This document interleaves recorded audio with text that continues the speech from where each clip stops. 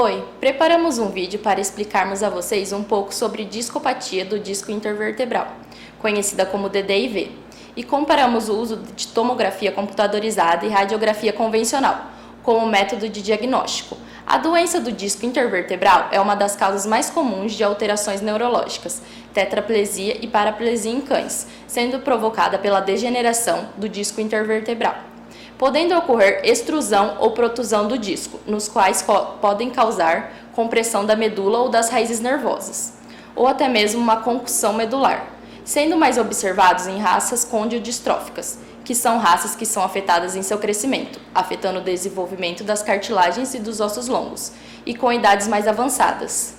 Primeiro vamos entender um pouco sobre a coluna vertebral dos cães. A coluna vertebral dos cães é formada por vértebras e essas são divididas anatomicamente por corpo, arco e processos ósseos. Entre os corpos das vértebras existem os espaços intervertebrais, onde estão localizados os discos intervertebrais. Já os arcos das vértebras formam na sua totalidade o canal vertebral, o qual envolve a medula espinhal, de onde saem os nervos para todo o corpo. Os discos intervertebrais são formados pelo núcleo pulposo, uma área central gelatinosa, e pelo anel fibroso, um envoltório com várias camadas de fibrocartilagem ao redor do núcleo pulposo. A função dos discos intervertebrais é diminuir o impacto da coluna vertebral. A DDIV é caracterizada pela degeneração desse disco, onde pode ocorrer síndromes neurológicas e lesões na medula espinhal desse animal. Ocorre por conta de uma degeneração desse disco ou parte dele, para o canal medular, causando herniação. Existem dois tipos de herniação: a protrusão e a extrusão do disco, inteiro ou parcialmente, onde pode ser crônico ou agudo com sintomas variáveis. Possui três tipos de discopatia. Hausen 1 tem a extrusão do núcleo pulposo para o canal medular. Hausen 2 é a ruptura parcial do anel fibroso dorsalmente, onde o núcleo pulposo não extravasa causando compressão. E Hausen 3 é a extrusão parcial do núcleo pulposo, onde em grande velocidade causa lesão na medula e sem compressão, sendo os tipos mais comuns o 1 e o 2. Para o diagnóstico de DDIV, vamos basear-se no histórico e anamnese, exame neurológico e exame de imagem, como radiografia simples e contrastada, mielografia e tomografia computadorizada, mielotomografia e ressonância magnética. A radiografia convencional é o método primário de escolha no diagnóstico de alterações da coluna vertebral, pois apresenta limites na avaliação diagnóstica de alguns quadros de discopatia, por conta da não visualização da medula espinhal, sendo possível apenas identificar a redução do espaço intervertebral e áreas de calcificação no canal medular, mas não nos permite considerar o grau de compressão, tornando limitada a avaliação do disco intervertebral. A tomografia computadorizada é um meio de diagnóstico não invasivo, que permite visualização direta da medula espinhal e suas estruturas adjacentes. É um meio diagnóstico sensível.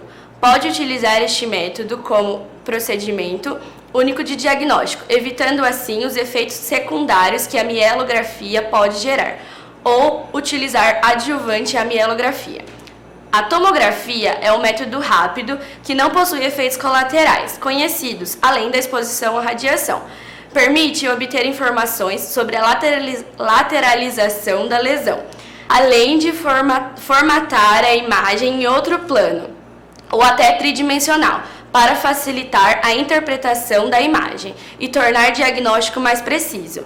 A tomografia computadorizada não é considerada a melhor para ver tecidos moles, mas mostra uma imagem de qualidade alta óssea. Se assemelha à mielografia para encontrar o local da herniação do disco. A tomografia é mais sensível na detecção de lesões crônicas por causa dos discos mineralizados. Com a utilização de mais de 2 planos de tomografia computadorizada, permite maior segurança no diagnóstico e é mais rápida de ser interpretada, sendo as imagens oblíqua, transversal e dorsal curva de maior utilidade para o diagnóstico da doença. Porém, a tomografia computadorizada ainda é um método considerado caro, sendo não utilizado com tanta frequência na medicina veterinária. Na mielotomografia é utilizado o contraste por meio da punção na lombar, na altura da L4 e L5. O cão deve ser posicionado em decúbito dorsal ou external. A mielotomografia possui uma boa precisão diagnóstica em lesões discais e ósseas da coluna vertebral. Mesmo possuindo algumas desvantagens sobre a ressonância magnética, a mielotomografia tem a vantagem de ser um método mais rápido do que a ressonância magnética, sendo a mielotomografia um método eficiente no diagnóstico da DDIV e para a identificação do local da lesão. A mielotomografia é recomendada em casos onde seja necessário determinar a origem da lesão medular, se ela é epidural ou parenquimatosa. Os cães que passam pela mielotomografia, que apresentam a DDIV, elas podem ser predispostos a ter convulsões pelo volume de contraste que é utilizado. Mas a mielotomografia, ela utiliza menos contraste do que a mielografia convencional. Nessa imagem, podemos ver uma radiografia toracolombar lateral de um cão anestesiado com extrusão aguda do disco toracolombar. O espaço do disco colapsado com tamanho reduzido do foramen intervertebral e com objetos calcificados no canal vertebral é marcante no espaço discal intervertebral L1, L2, T12 e T13. O tratamento baseia-se no diagnóstico do paciente, sinais clínicos, sinais neurológicos e estados físicos do animal, que determinam o tipo de tratamento, podendo ser cirúrgico ou clínico. O tratamento clínico se dá quando o animal está com sintomatologia apenas de dor ou com deficiências neurológicas discretas, sendo feito o tratamento à base de medicamentos analgésicos e anti-inflamatório não esteroidal. O controle é rigoroso para animais acima do peso para que não sobrecarregue a coluna vertebral e restrição física. Em alguns casos, se faz necessário tratamento terapêutico com fisioterapias. Já o tratamento cirúrgico se faz necessário quando o animal não responde ao tratamento clínico, ou quando apresentam lesões progressivas, ou quando tem compressão da medula espinhal. A DDIV é de alto índice na clínica veterinária, sendo importante o exame neurológico e o exame complementar de imagem para concluir o diagnóstico de DDIV e nos mostrar com precisão o local da lesão.